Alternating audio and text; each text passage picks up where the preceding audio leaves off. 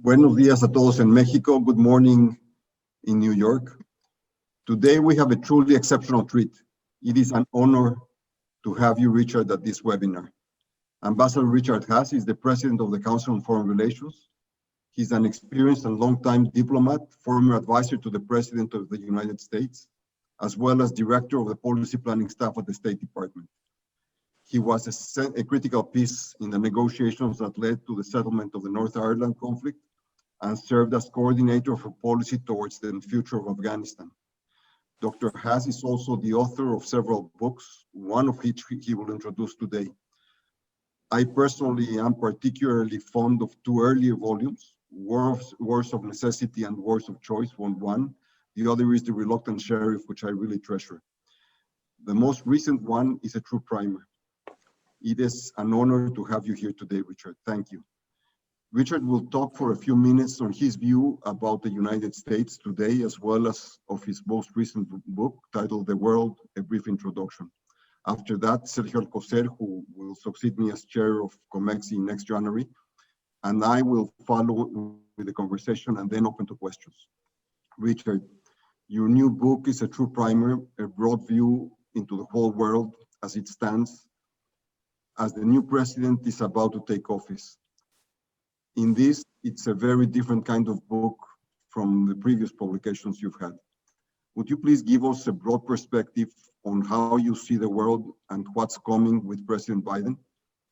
Also, your predecessor, Les Gelb, once wrote that Mexico mattered much more to the future of the US than did Iraq or Afghanistan. Would you please comment on something like this? Richard, once again, welcome. It's a pleasure to have you. The floor, or the Zoom, as it were, is yours. El piso virtual. Thank you, Luis. Thanks, my friend. Great to see you.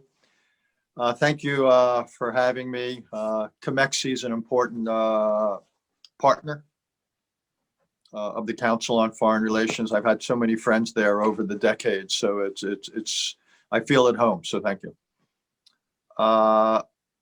Let me say one or two things about the book, and then I'll broaden the aperture. You're right. This book is very different from anything else I've written, and I'm actually sorry that I needed to write it. And the reason I wrote it is that so many Americans do not really understand the world either, the importance of the world for the United States and for the 325 million American people, and don't understand the importance of American foreign policy for the world. Lots of reasons why, given our history as a continental country, a certain distaste for much of our history for international relations. The whole idea was the new world would distance itself from the old world. Then I think in recent years, international involvement for many Americans has been seen mainly as a negative or as a cost. Iraq, Afghanistan. We have all sorts of obvious problems at home. This is even before COVID-19. It turns out you can graduate from even our best universities, Harvard, Princeton, Yale, Stanford, and never be exposed to anything about the world. The courses are there. There's wonderful professors, wonderful courses, but you're not required to study it as a condition of getting a diploma. These issues are not, for the most part, covered by our on our daily news shows on television or radio. Yes, there's lots of information on the internet. The problem is there's lots of information on the internet, and much of the information is inaccurate. And there's no one there. There's no traffic cop saying, "Read this, don't read that." We just had this rather extraordinary election where 155 million Americans voted. A record turnout. I don't think any more than a handful voted on the basis of foreign policy or the world, even though the President of the United States has enormous power and enormous influence over the world.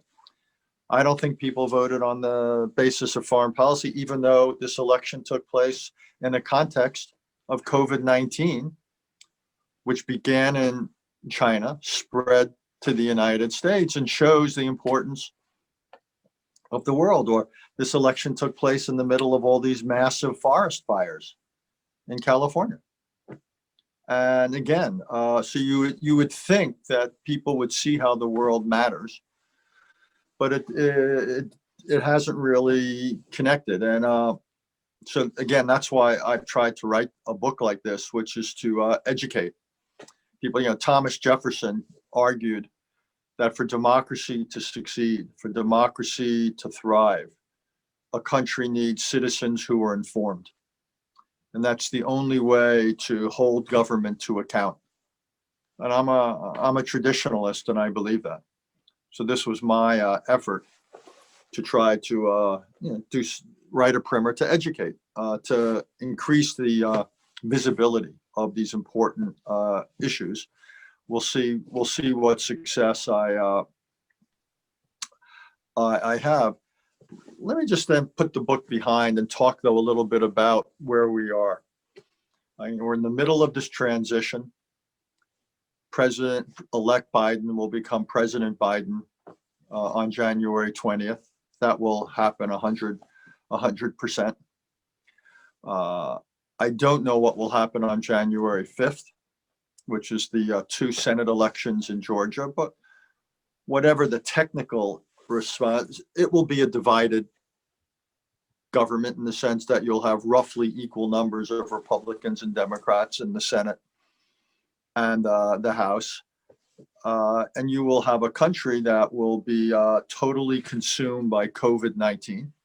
I would think by the time Joe Biden becomes president, you could have between 3,000 and 4,000 Americans dying every day.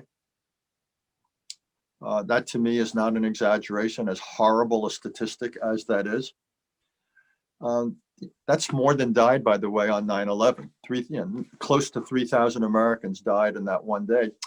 Probably by next week, that many Americans will be dying every day. It's extraordinary. What is this? Right now, at least, this disease is out of control, and the public health system is essentially on the edge of being overwhelmed.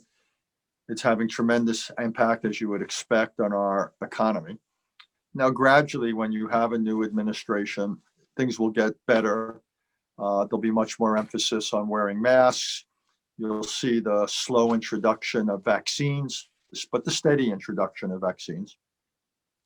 You'll see also the slow but steady introduction of what are called therapeutics, drugs to treat the symptoms of the disease. I would think I'm guessing by the summer or fall, this combination of wearing masks, vaccines, therapeutic drugs, and the rest, sometime around the summer or fall, we won't be back to normal, but we'll be back to something that at least looks a little bit like normal. The momentum will have shifted, and the economy will be improving. And this is essential because we have to get to this point if we are going to be in a position to do everything else.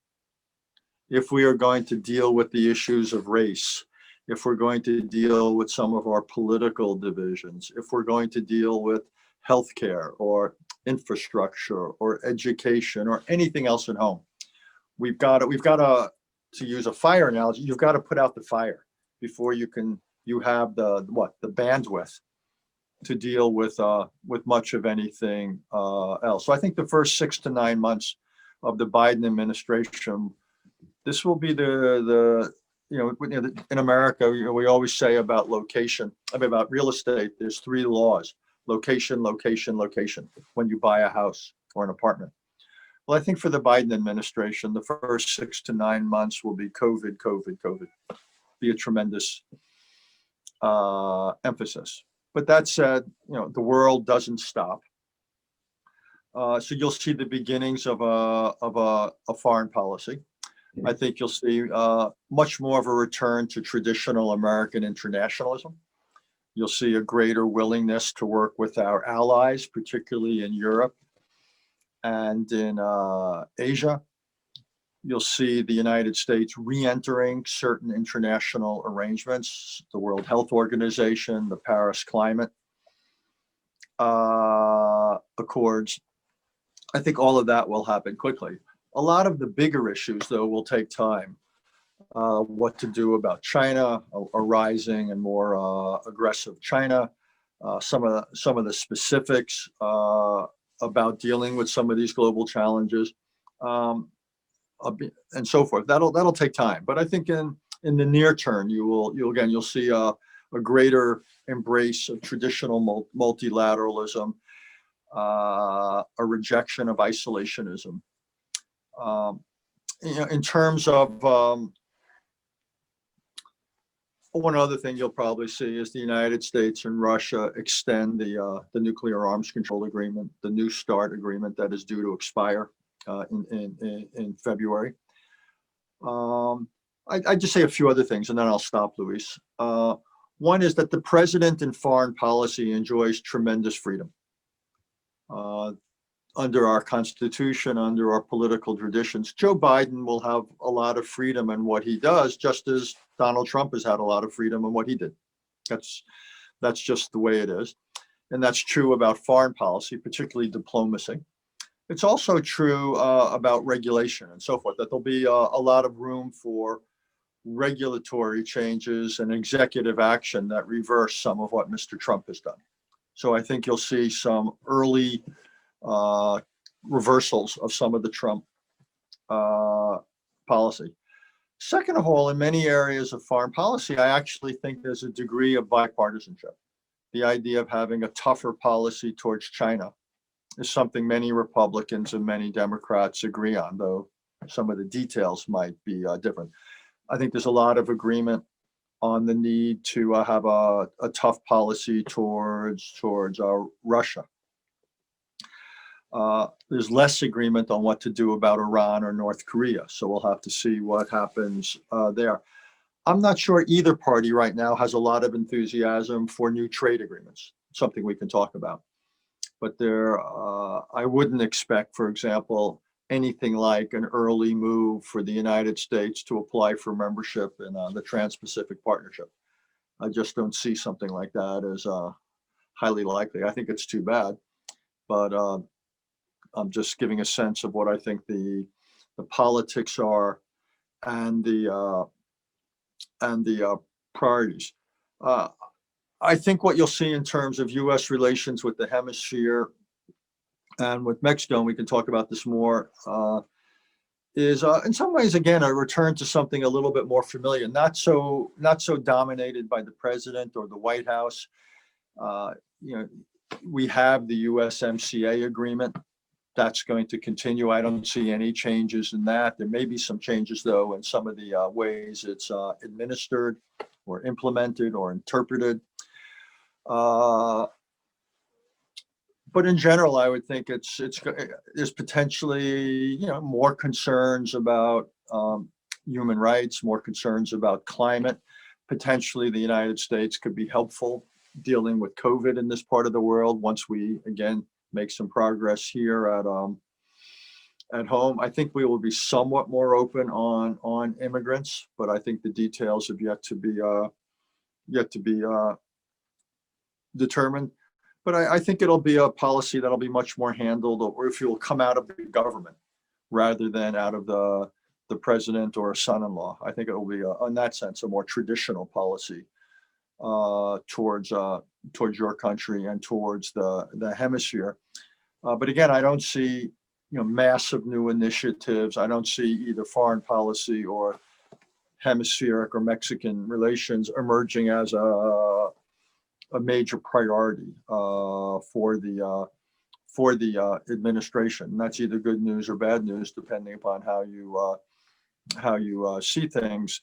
But again, I think the overall priorities for the administration's foreign policy will be improving allied relations, re-embracing multilateralism, trying to put into place a comprehensive new approach towards China, and probably putting much more emphasis on climate change, which will include but not be limited to getting back into the Paris framework. Why don't I stop there? There's a lot I didn't get to, but I'd much rather have a conversation with you all rather than have me go on, do an American-styled filibuster. Thank you, Sergio. Yes. Thank you very much. Well, good morning, Luis. Good morning, Richard. Thank you very much for being with us. And I would like to commend for your book. I think this is very interesting. It has a lot of lessons that we need to learn and relearn from history. And when you say that seniors at universities in the US do not appreciate or understand the world, well, that's not only in the US. I think that's also true in many countries, and Mexico, of course, is one of them. So I think your book would be not only interesting to be read in the US, but in different parts of the world, perhaps not with the scope of an American, but history is history. So I think that would be certainly very interesting.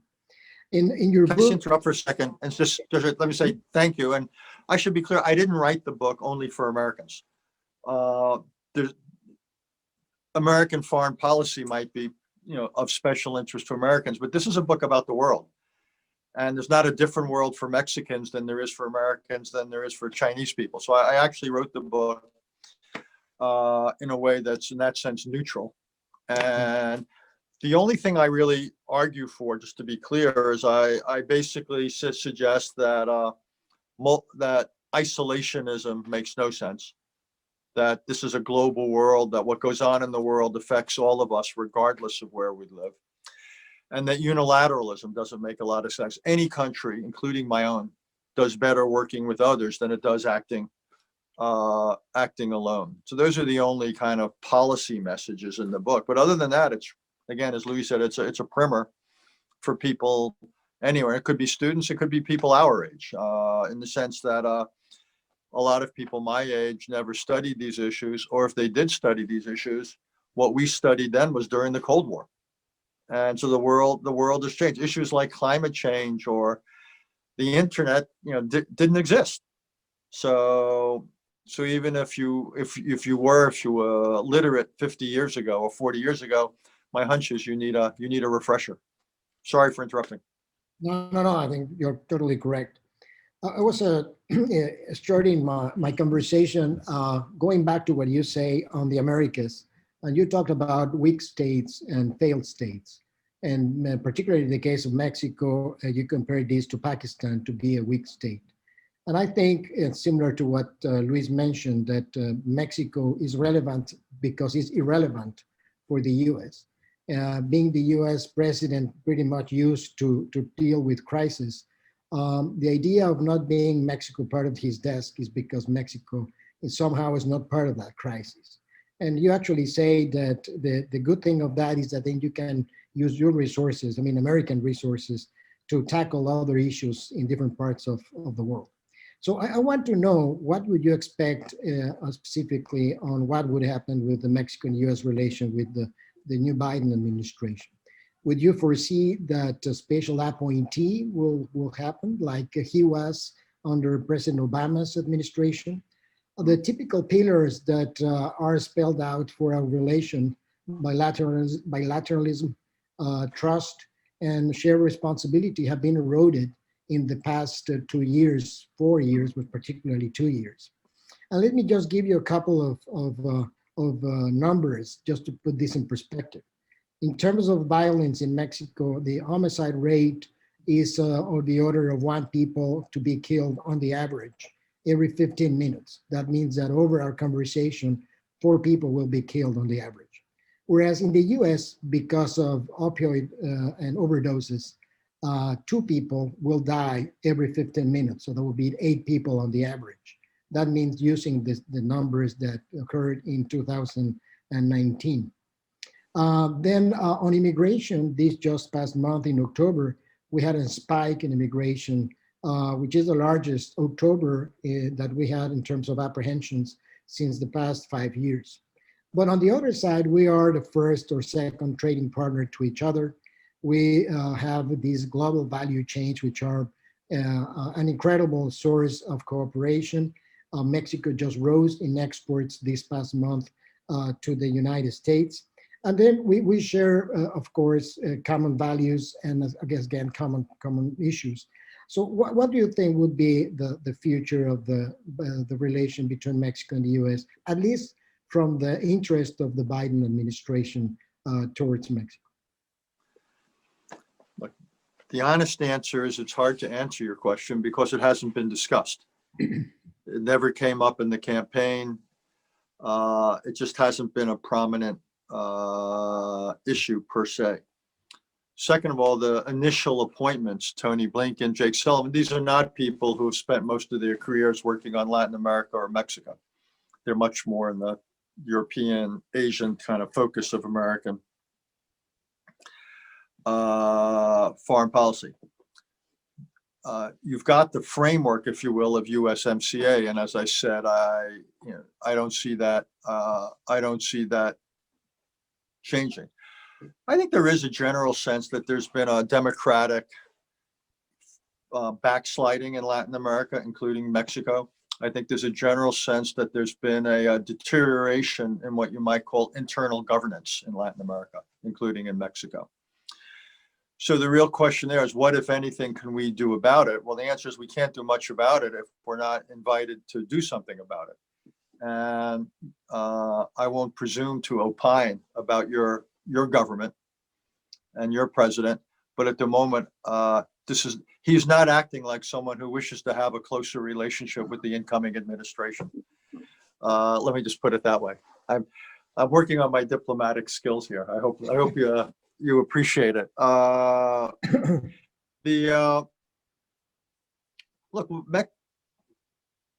Mexico, again, is a weak state in many ways. The government lacks certain capacities. What you mentioned about the homicide rate, one could say things about the legal system, the penal system, corruption, civil society, and there's just a serious policy for Mexico, and the United States could and should be a partner. And it would be, how does one systematically strengthen the capacities of the state? That's in the interest of Mexico. It's in the interest of the United States. But that would require an intimate working relationship. I just don't see it. I just don't see it happening. I can imagine some areas of cooperation and many areas of friction, for example, over climate issues. I actually expect that to be a growing area of discord, potentially, between the United States and Mexico. Whether there'll be a coordinator or not, I haven't heard that mentioned. I actually think there needs to be. And the reason I've been arguing it for years, the reason is that so much of our bilateral relationship doesn't fit anywhere. Yes, Mexico's sovereign, we're sovereign, so technically it's an international relationship. But so many of the issues are not the sort of thing that the State Department or the National Security Council usually works on. Yeah. They're almost an extension of America's domestic policy, and I don't mean that in any sense other than functionally. So many of the issues are not technically foreign policy issues, or we don't think of them that way. So, the reason I often talk about the vice president as being a coordinator, and I've not discussed this with Kamala Harris, is that you need somebody senior who deals with both domestic and foreign policy issues. The vice president's a natural person. If not, you could create the job for someone, a kind of, so you'll have the assistant secretary of state for Latin America, you'll have the senior director on the National Security Council and so forth. But whether you need somebody, given other dimensions from homeland security to climate to whatever else, who would try to coordinate U.S., that's a possibility.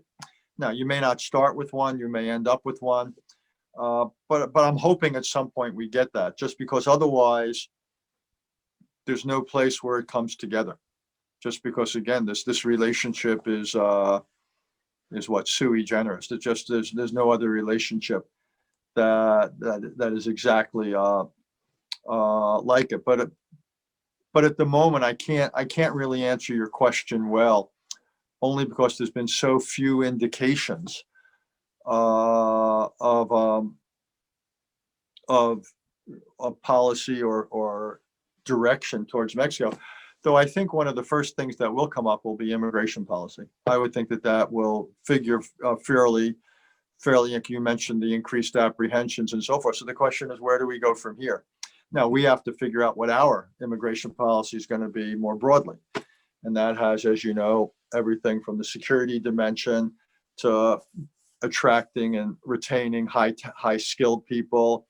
What do we do about the 13 million people without proper documentation, and so forth? So there's all the various dimensions of immigration policy. And I think there'll be a lot of pressure on the new administration to indicate what it's going to do there. And I think once that's clear, then some aspects, then I think it's easier to then say, okay, what does this mean for Mexico? But I haven't seen that yet. I think actually, by the way, it's going to be a real question for them. How ambitious are they in immigration policy? Do you go for comprehensive immigration reform? Is that possible? Do you basically say it's all or nothing? Or do you begin to say, can we go for incremental immigration reform? Can we do something on just high skilled and so forth? And I've not heard yet. So I think the preference would be to go comprehensive, but the question is whether the politics will allow it. And I'm mildly skeptical. Let me just put it that way. Hope I'm wrong. Let me change tack. The original idea of upgrading NAFTA was through the TPP, the Pacific Partnership, which Trump quit the day he was inaugurated. Now there's a broad agreement, not a very deep one, but a broad agreement in the Pacific, which includes China. Do you see any chance of the US rejoining the TPP? I see a chance, but it's a small chance. Look, you know better than I do that resistance to trade agreements is profound in the Democratic Party. Now, Trump was able to get USMCA through and got Congress to approve it. That might have been a little bit of only Nixon can go to China. That in some ways it took someone as anti-trade as Trump to probably get passage. I think it would be tough. I think in the Democratic Party, there's a lot of not just resistance to trade, but very different priorities.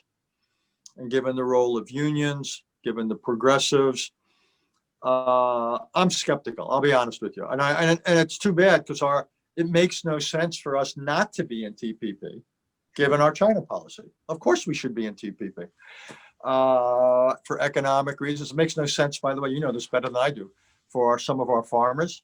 This is crazy that they've lost access to certain markets, and we're paying them we're sending them these checks to compensate them for lost markets. This is nuts. It is nuts. But getting in will be hard. The only hope I see, and it's a radical idea, so forgive me, would be, look, there's a strategic argument for getting into TPP, and there's economic arguments in principle for getting in. The other argument that I think could actually help build a coalition, particularly on the left, would be a climate argument. To basically say, if countries want to export into this zone, into this block, they have to meet certain climate standards. And I actually believe that could ultimately matter more for climate than anything that's done in Paris. So in principle, if you could put together a security, an economic, and a climate coalition, I think there's potentially some votes there. But that's, we're not there yet. But that's my idea. Yeah, that's my idea, and I'll be pushing it. No, the history of things I've suggested is not great. I don't have a very good batting average. I understand that. But other than that, I think it's really hard to imagine getting into a Democratic administration spending a lot of its political capital getting into something like the Trans-Pacific Partnership, even though I would argue the economic and strategic arguments are powerful. I'm not sure who's America's great foe these days. Is it the Soviet Union, Russia? or is it China? Which is more complicated to deal with, and how different each one of them is from the U.S. strategic perspective? Russia's an adversary that's actually a more declared adversary. I think Mr. Putin gets up every morning and sees Western liberalism as a direct threat to his rule and overseeing his country. And he is willing to push back and use military force in Europe, in the Middle East. He messes around in cyberspace and so forth. But this is a country of what, 140 million people? A country with no real economy, in kind of demographic decline. It's a kleptocracy. It's the institutionalization of a small number of wealthy people. Russia is a threat, but in a sense, a narrow one. China is fundamentally different. Fundamentally different. China is a growing military power. It's obviously a growing economic power. But unlike Russia, first of all, China has 9 times the population. 9 times the population. Plus, China's a global economy. It's the principal trading partner of dozens of countries. It's economically fully integrated in the world. It's also, unlike Russia, which most of its economy comes from oil and gas, China's on the forefront of quantum computing, artificial intelligence, biotech. China's a serious competitor. Russia's not a competitor. Russia's a threat to itself economically. China's a global economic competitor. So the challenge for the United States with China, and many would say it's our biggest challenge, is how do we push back against China where we have to, on human rights, on the South China Sea, on Taiwan? How do we deter certain kinds of actions? How do we better compete with them? Which is things we have to do ourselves. How do we control the flow of technology to China? How do we limit Chinese access to certain technologies? And how do we do all of this without ruling out the possibility that the United States and China could still cooperate where it's in our mutual interest to cooperate, say on climate change or dealing with North Korea? So I think it's a structurally a very difficult challenge. But I actually see China as much more of a 21st century challenge for the United States than Russia. And it's also one of the reasons why I don't like the phrase new Cold War. One is, unlike the Cold War, China is economically everywhere. Soviet Union was not. So I actually think this is a qualitatively different kind of challenge. And second of all, if we end up in a Cold War with China, then it's to me, it's a failure of statecraft on both sides. It's not in the US or Chinese interest to end up in a Cold War. It's inevitable that we compete. It's inevitable that we will disagree.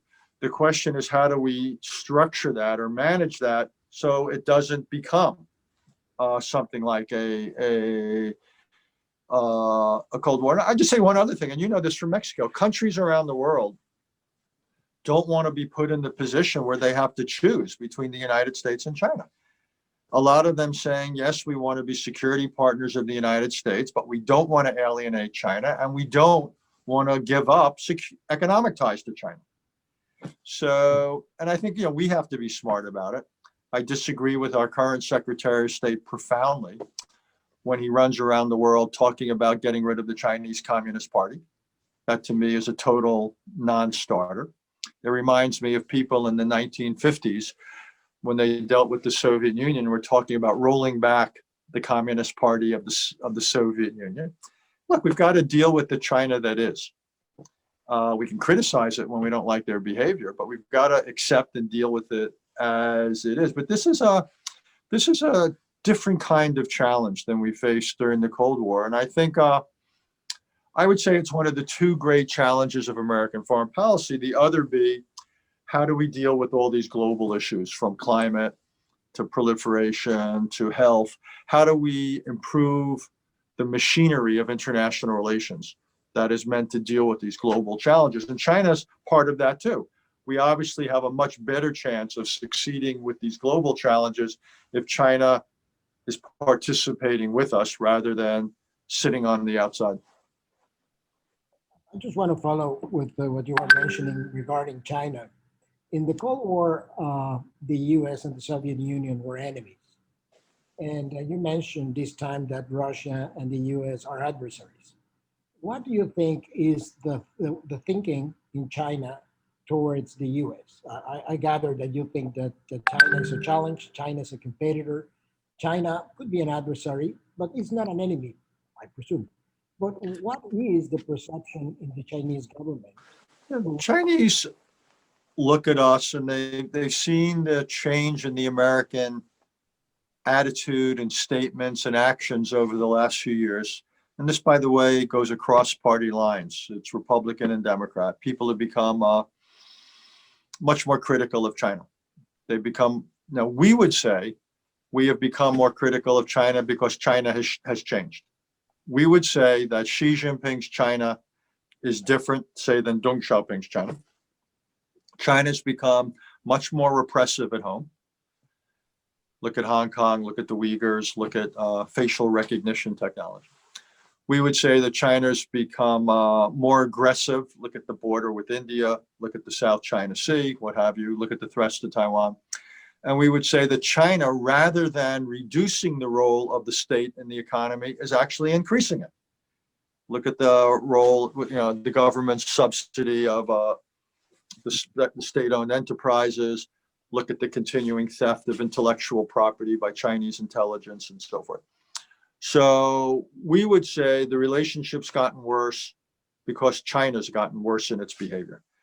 That's not how China sees it, as you would expect. They say, as China's gotten stronger, the United States is unwilling to accept a stronger China.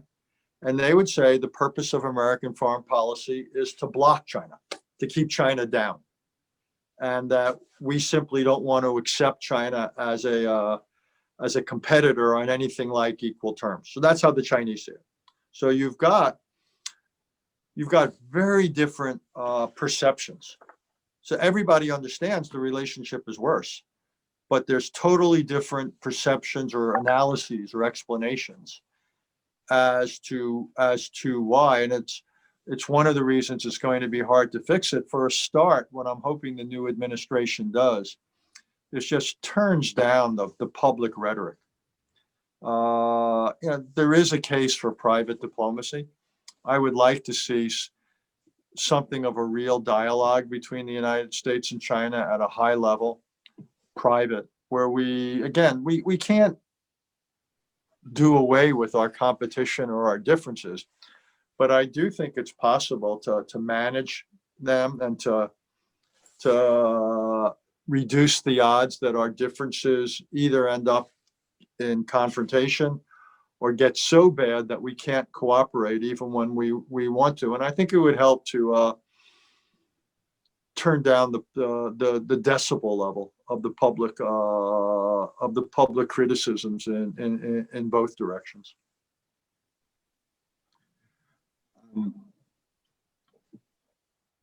Obama promised to pivot to Asia, and yet the US remains stuck. Trump is trying to get out of the Middle East, at least reducing troop levels. Do you think that there's a true movement towards Asia and there will be one with the Biden administration?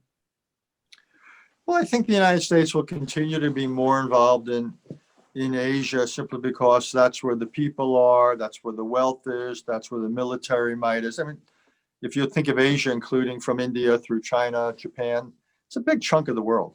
So I think that's inevitable. Now, that doesn't mean we leave Europe.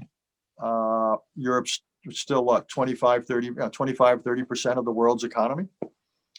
And when you think about it, if the United States is going to succeed at meeting some global challenges, reforming the WTO, reforming the WHO, improving the Paris Climate Accords, dealing with Iran, it's going to happen because of our cooperation in Europe. So these are, in some ways, still our most important partners. Middle East is an interesting part of the world, Luis. 30 years, if we had had this conversation, say 35 years ago, in the mid 80s, or even 30 years ago, the idea that the Middle East would have been such a high percentage of American foreign policy, inconceivable, inconceivable. But it turned out to be. But to me, and even though I began as a Middle East specialist, this is crazy. The idea that for 30 years, so much of our effort in the world has gone into the greater Middle East, that's nuts. Middle East is what? It's 400 million people. That's 5% of the world's population. It's got virtually no percent of the world's economy once you put aside oil and gas. What the Middle East has mainly are negative things, you know, the potential for proliferation, terrorism, conflicts, failed states. You know, the United States has a special commitment to Israel and so forth. But again, we have been way, way, way over involved in the Middle East. Now, the answer to that, though, now is not to get under involved. And it seems to me the danger for the United States is we go from one extreme to the other. So I would say we need to stay involved. We obviously don't want Iran to get nuclear weapons. That's something we've got to work with. We'd like to encourage further normalization between Israel and the Arab states. And I think that could happen. It's not a vital US interest, but it's a vital Israeli interest and a Palestinian interest that there be progress on the Israeli-Palestinian dispute. We don't want the Middle East to become a source of global terrorism. The energy reserves still matter. So I think there's things we need to do in the Middle East. I think it still calls for, I'd say for a modest presence in Iraq. I think it would be a mistake for us to get out of Afghanistan. Not that that's technically the Middle East, but I think we need to, if anything, get more involved diplomatically. So my view is the Biden administration will, unlike Trump, it won't define success as getting out of the Middle East, but I don't think it's going to build up in the Middle East. I think there's no appetite for going back and repeating what we did the last couple of decades. I think the biggest immediate problem is going to be Iran. And for an administration that didn't want to begin by focusing on a divisive foreign policy issue, they may have no choice. Given what Iran is doing with its nuclear program, given the possibility they could react in some ways to the assassination of the head of their nuclear program and so forth. This may be an issue that forces itself onto the agenda before the administration is ready for it. Richard, you indicated that Biden will be interested in working on multilateralism.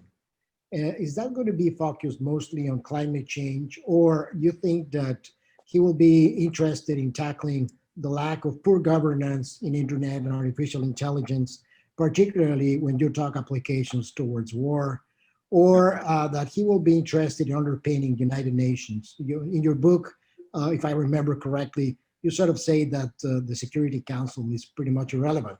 So I wonder what will be the role of the U.S. towards United Nations. You mentioned that the U.S. may come back to the World Health Organization, but what about the United Nations at large? And these topics, which we all know are long-term topics and quite complex, of course.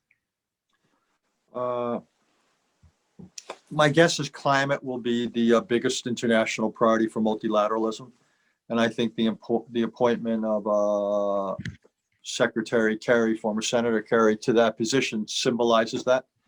So I think climate will be singled out for special emphasis and special importance. I think you'll see a much bigger emphasis on government investment in early green technologies, much greater emphasis on regulatory reform, a big tightening up of regulatory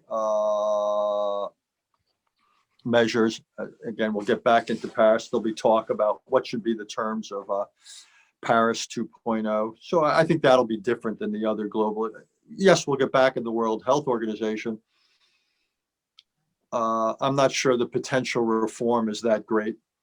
The problem with China, for example, if you think about it, over the last 10, 15, 20 years, the World Health Organization has encouraged countries to comply with the international health regulations. And that meant building up capacities to detect and deal with the outbreaks of infectious disease. Essentially, we encouraged other countries to build their own equivalent of the Atlanta-based Centers for Disease Control. Well, China did that. They have those capabilities. The problem is they didn't use them. And the World Health Organization basically said, you're doing a great job. So I'm not sure what the answer is. I'm skeptical, quite honestly, of what can be. More broadly, yeah, my views of the UN are pretty, it's not what most people want to hear, but I don't think the UN will become particularly significant. I think the bilateral track between the US and China will be significant. US-Russia track will be important for arms control. But I don't see the UN being the center of multilateralism. I don't see the G20 as being the center. I actually think what we're going to have is a future where multilateralism will be important, but for every issue, we're going to have a different constellation of entities. And by the way, they won't only be governments. I mean, if you're going to have a serious meeting, say, about the digital space, how could you do it without Google and Facebook and Twitter and the rest? Or how could you now talk about the distribution of a vaccine without the Gates Foundation, some of the pharmaceutical companies and all that? So I think multilateralism is going to have to be flexible and participation. And I think it's going to probably be different for every issue, for every situation, which is fine. But the UN, no, the UN is not going to be central to that effort. It'll be particularly the General Assembly will be largely irrelevant. Security Council is more theater than anything else. Some of the UN special agencies are important, and the question is whether they can become more professional. Things like the World Health Organization. And the problem is that politics and the UN spoil system, the fact that great powers want their own special positions respected, quote unquote. So I think the UN system is limited in what we can expect it, but I think we have to be really creative about multilateralism. Because look, I'm worried. I'll tell you, everyone right now is focused on China. And what I constantly remind people, and again, this doesn't make me popular, is like, I understand how important China is. But just imagine the United States and China reach an acceptable understanding. We don't go to war over Taiwan. We don't go to war over the South China Sea and so forth. We work out some of our trade differences. That still doesn't resolve global health or climate change or the internet or some proliferation problems. All I'm saying is that the US-Chinese relationship, as important as it is to get that right, to me, it's less an end in itself than it is, okay, well then we can maybe work together on some of these regional and global challenges. And I think those are the defining issues of this era. In the long run, I'm much more worried about the potential of climate change to shape the 21st century than I am the South China Sea. Richard, we have many questions. Let me just get 4 of them together. Okay. Could you give us some sense of the Biden foreign affairs team? That's one. Do you see the military having a less prominent role in foreign policy than it had with Trump? Will State Department regain its central role? What do you think about energy in the North American context? And Biden is a declared multilateralist.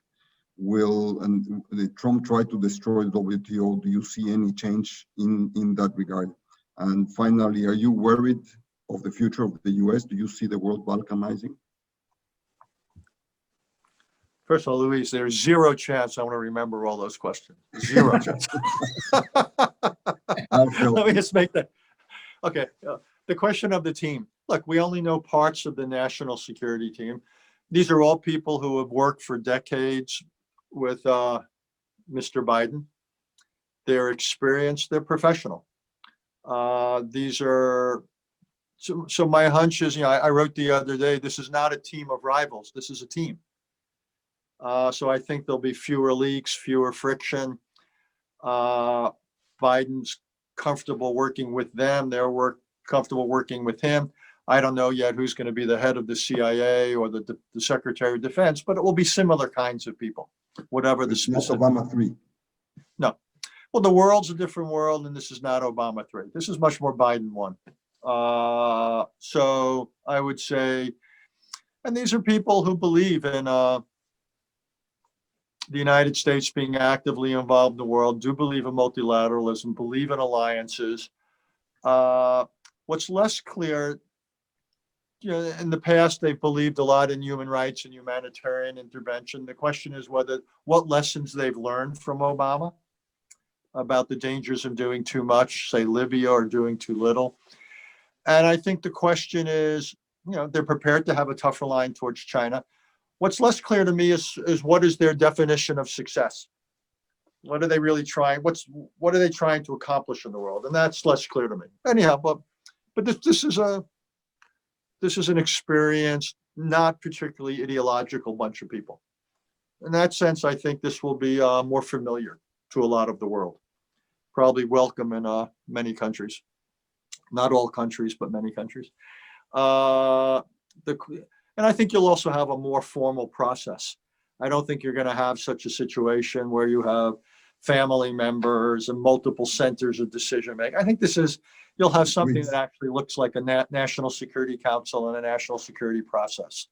You will not have foreign policy by tweet. The good news is you can all get an extra half hour sleep every morning because you won't have to get up to see the latest thing on Twitter that the president of the United States has been, so that's part of our gift to the people of Mexico. We have it worse in Mexico. We have 3 hours. The question of look, I think the process of rebuilding the State Department is going to take a long time. A lot of people retired or left prematurely. The best and brightest are no longer coming in. Some of that will take years or even longer to turn around. But I think in the short run, you can staff the State Department with a lot of people. And you can, again, have a State Department that's involved in an interagency process. So I think the diplomatic dimension of American foreign policy will go up.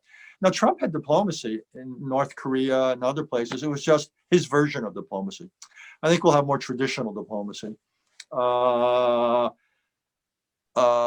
the State Department, I think, will have a larger role than it's had. And the only area where we'll have to see how it plays out is in the climate space, because they've created a special envoy. And the good news about special envoys is they give special emphasis. The problem historically has been, how do you coordinate and integrate with the rest? So that's a challenge they've set for themselves. But I think this will be more, look, if you look at the thread of American foreign policy from Truman through Obama, there was a lot of consistency. Trump was a departure. I think this will be more a return to what we thought we could take for granted. Now I forgot, you have to remind me of the other questions. NATO, WTO. Oh yeah, WTO. Look, I would think the United States will stop blocking the adjudication work of the WTO. I think the United States will allow judges to be named. I think in that sense, you'll have the normalization of a relationship with the WTO. What I don't know is what is our trade agenda in terms of what capacities and roles do we want the WTO to take going forward? And I think that's exactly your domain more than mine. And so far, at least, the new people have been very careful in talking or not talking about trade policy. So I don't know where they're going to, and I think that's an interesting question.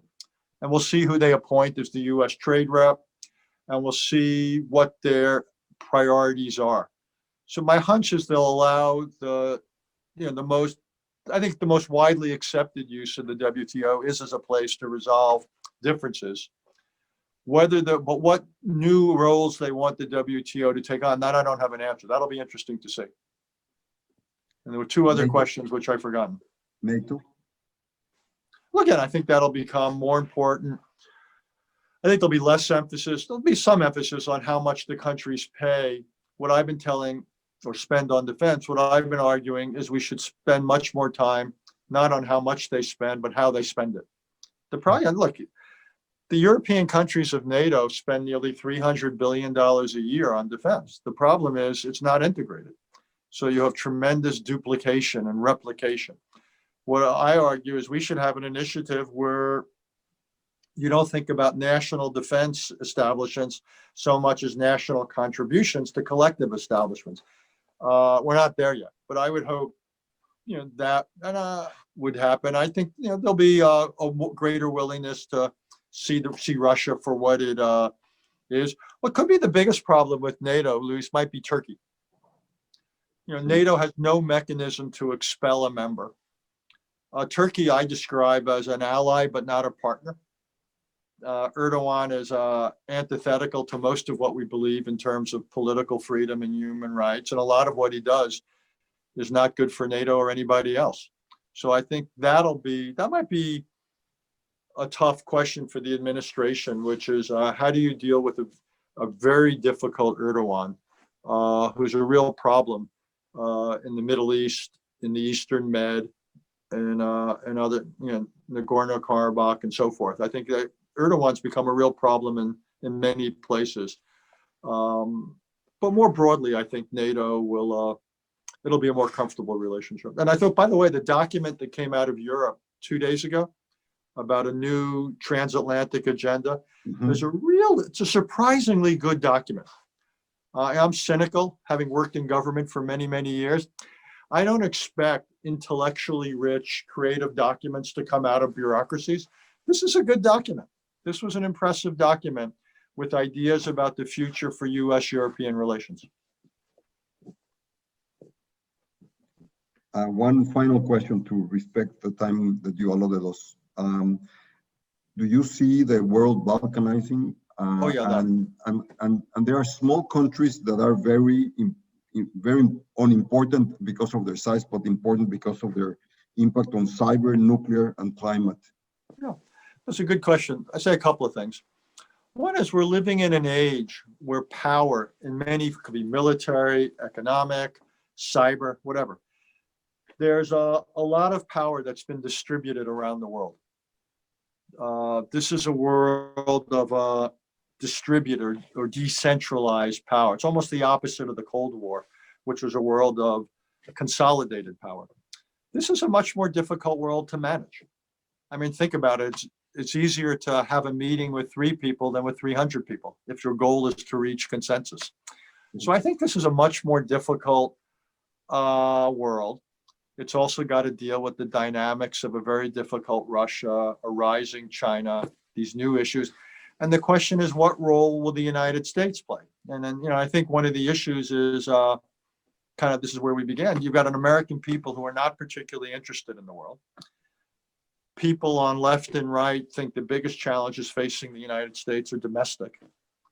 Might be race, or might be police reform, or it might be governance of the of technology companies, might be jobs, unemployment, whatever. I mean, the country is preoccupied with domestic issues. So I think a big issue going forward is what role will the United States be willing and able to play in the world? And that's a question not just for the next 4 years when we're constrained by COVID and other things, but just more fundamentally. And I don't have an answer to that. So again, it comes back in part to why I wrote the book. I want Americans to understand why a significant role in the world is not a distraction, but is a necessity. That's my bias. But that's why I work at a place called the Council on Foreign Relations. That's why we're having this conversation. But I think that's a fair question. I think, and here Trump is as much a mirror as he is an engine. And I think he reflects a turning inward in the United States. We saw it begin under Obama. And it's a result of the financial crisis and domestic challenges, Iraq, Afghanistan, and it deepened under Trump.